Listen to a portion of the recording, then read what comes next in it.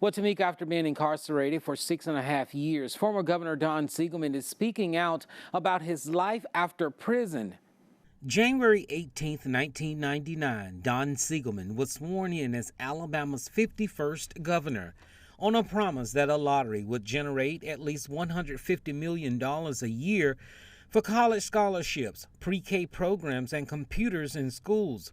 But it failed in a statewide vote. His term as governor ended in 2003 after he was defeated by Bob Riley by a very narrow margin.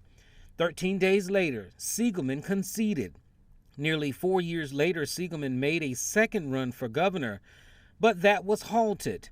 In 2006, Siegelman was convicted on federal felony corruption charges for accepting a bribe from former Health South CEO Richard Scrushy in exchange for a seat on the state medical board.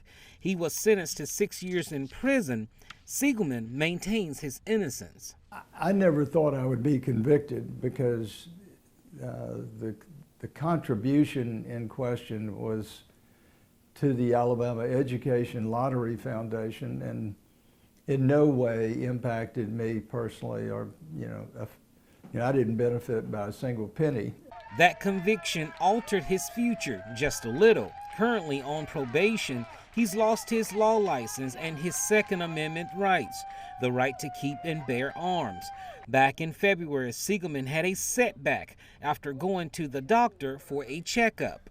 I had flunked a stress test while I was in prison, flunked another one when I came out, and so they wanted to do an arteriogram just to check and see if something was amiss. And the cardiologist came in waving a copy of the x-ray saying, if I were you, I wouldn't leave the hospital.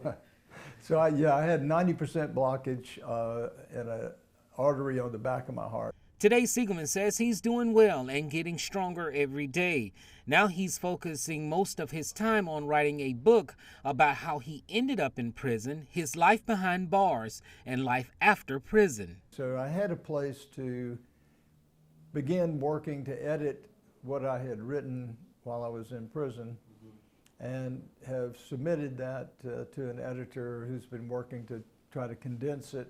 Siegelman is also working on his son Joseph's first campaign, a run for Alabama Attorney General. I tried to talk him out of it. My brother, his uncle, tried to talk him out of it. I asked Siegelman about the Democratic gubernatorial race and the push for a lottery that won him his first bid as governor back in 1999. I think the proposals that have been made are very good. Both want to spend the money wisely on our kids and providing, free education, college education, and universal pre-K. And so I'm doing nothing but applauding their efforts. And I believe that certainly if one of the Democratic candidates is elected, that Alabama will have a lottery. Now, Siegelman lost his right to practice law, but he said he will apply to have his law license reinstated. Reporting from the studio, Jabari Pruitt, WVUA 23 News.